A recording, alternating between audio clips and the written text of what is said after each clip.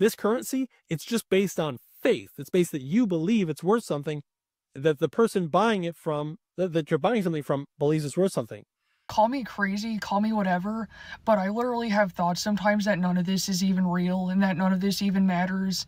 Rent, mortgages, they are pieces of paper or numbers on a screen. None of it is real, but the consequences, those are real.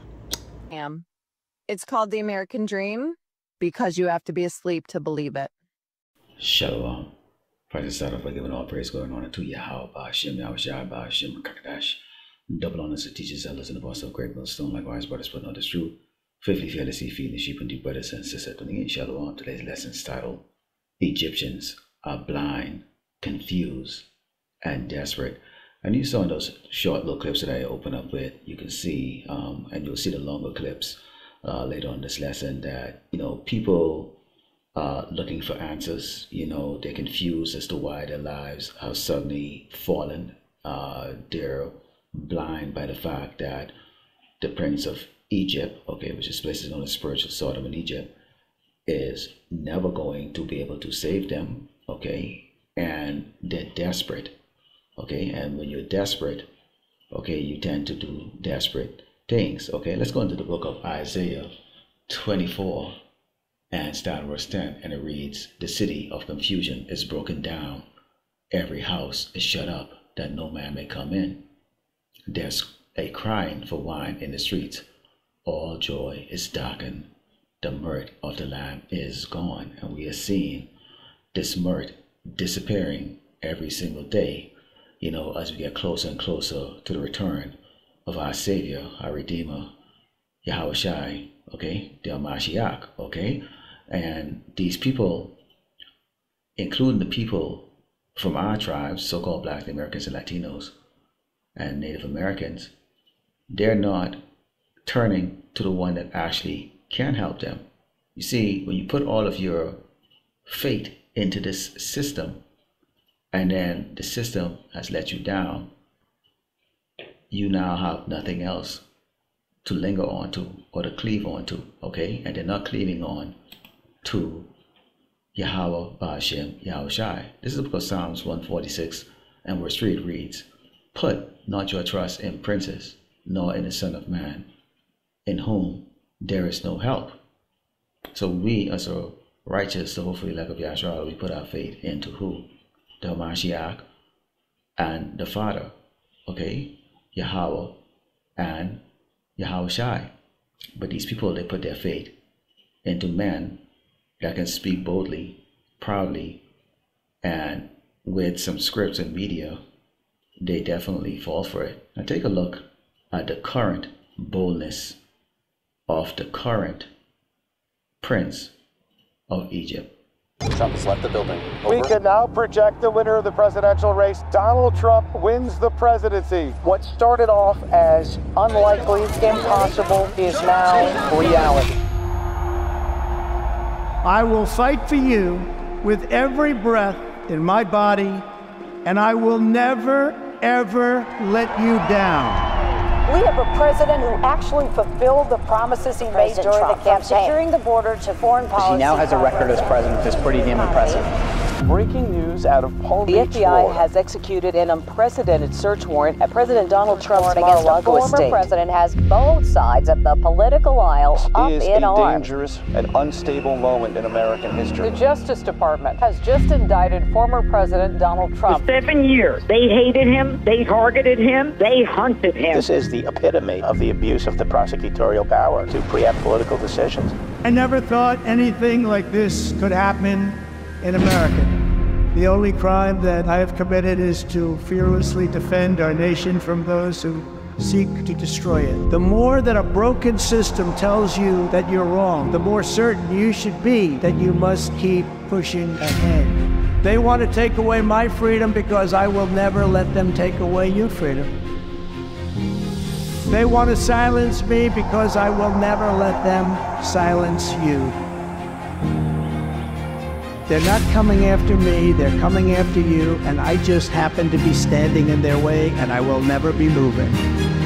On November 5th, 2024, justice will be done. We will take back our country and we will make America great again.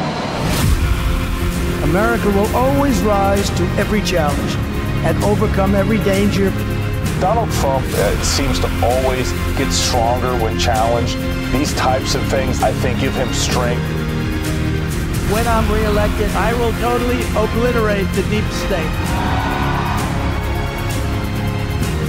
As long as we have pride in our beliefs, courage in our convictions, and faith in our God, then we will not fail.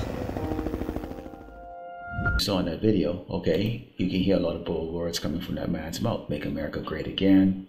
You know, he made all these promises what he's going to do, and you can see the adoration, the people worshiping every step that he takes. You know, they're absorbing it. They really, really believe that somehow he's going to bring America back to its former glory. Okay, this is Jeremiah 49 and Psalm verse 13. Because we as the hopefully elect of Yasharallah, we know different. See, we already know what's going to take place, what's taking place, and the end result of it. It reads, "For I have sworn by myself, said the Lord Yahweh Shemashai, that Bozrah shall become a desolation, a reproach, a waste, and a curse, and all the cities thereof shall be perpetual wastes." Okay, you have people ravaging, you know, pillaging, you know, destroying, okay, out of frustration, desperation. They're blind, they're confused. Why? It says, "I have heard a rumor from the Lord Yahweh Shemashai, an ambassador sent unto the heathen, saying, Gather ye together and come against her, and rise up to the battle." So as all of this chaos is going on right now, you know, with SNAP benefits and welfare and job losses and all that stuff, the Lord right now is gathering these other nations to come against Great Babylon America. Okay, and you know, it's no coincidence that, you know, America is placing its fleets, okay, its warships, okay, its bombers strategically across this earth. You know, places like Greenland, going all the way down to Argentina, you know, under the guise of, you know, invading or stopping drug smugglers or whatever the case like that, is because, you know, they know that this is supposed to take place. Okay, but the everyday minions, they don't see it because they're blind, confused, and desperate. Like, you're telling me that I have to live another 50 years, living this mundane ass life, doing the same thing over and over and over again, expecting a different result from the week before, living with all of this unnecessary stress and all of this unnecessary pressure, and I'm just supposed to be like chill and okay with it. It's unsustainable to me, and I feel like there has to be some way to escape it. It literally feels like we've all been lied to ever since we were small, and some people are just way too brainwashed to, you know, see through all of the programming. It's like if you mention it to somebody and you tell them, like, hey, there's so much more to life than, you know, working and paying bills, they literally look at you like you have 4 fucking heads. I don't know. Call me crazy, call me whatever, but I literally have thoughts sometimes that none of this is even real, and that none of this even matters, and that life is short, it goes by fast, we should be making the most of it. Society is a fucking scam. So you wake up early in the morning to go to work to pay for a house that you're never at, and you pay for a car that primarily gets you from and to work, correct? The government takes anywhere from, let's say 30 to 50% of your wages. And then there's things like VAT, which is basically your money getting taxed that was already taxed.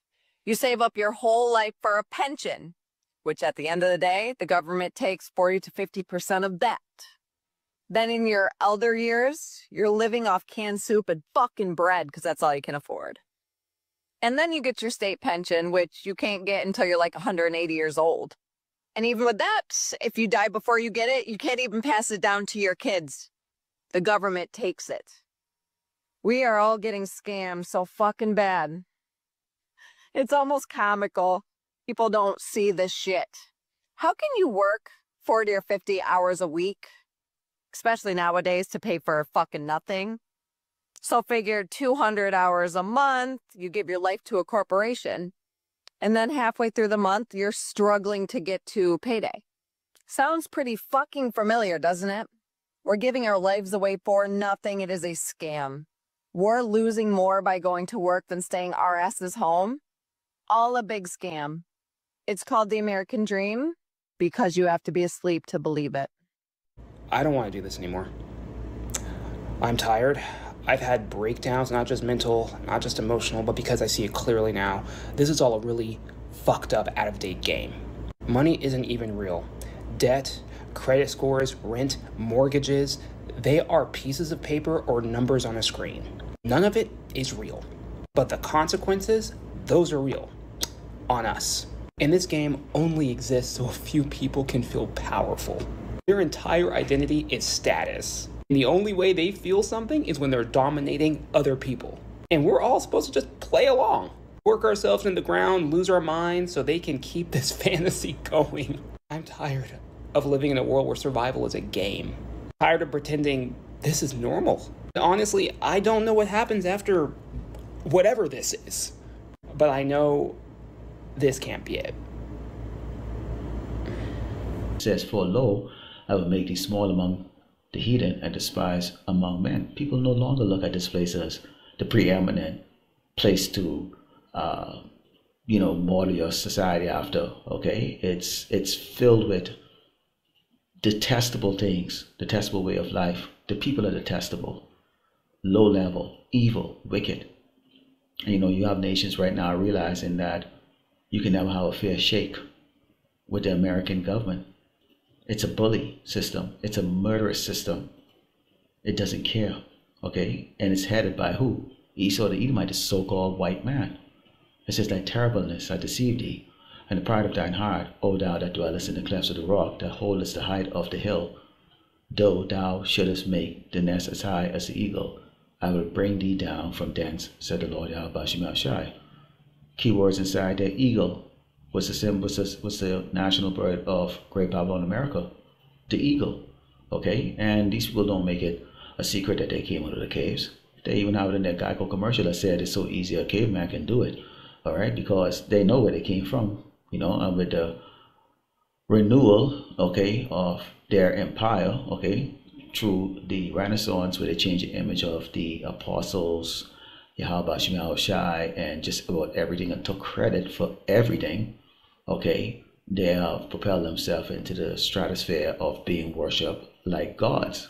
But they're nothing. It says, as Edom, it said also Edom should be a desolation. Everyone that goes by it should be astonished and shall hiss at all the plagues thereof. So the plagues are going to come in a whole lot of different ways. Socioeconomic. Okay, you have a tyrant dictator for a government. Okay, you have disease and pestilence running rampant. Okay, and a society that just has imploded on itself with a lack of morale. There is no morality here. All right? It says, as in the overthrow of Sodom and Gomorrah and the neighbor city thereof, said the Lord Yahweh Shem Shai, no man shall abide there, neither shall a son of man dwell in it. It is going to be destroyed. Now take a look at the latest thing when they talk about the snap.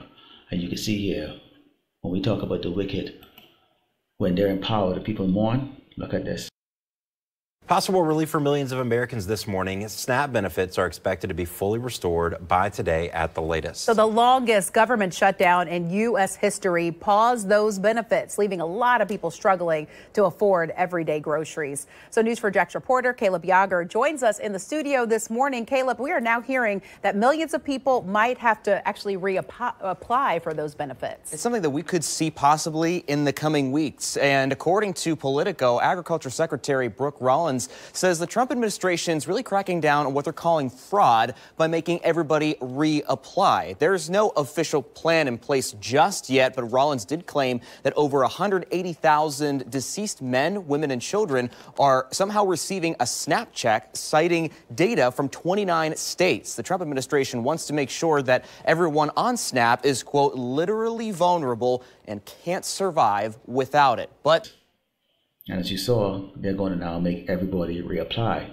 but they have a lot of criteria now that people have to jump through.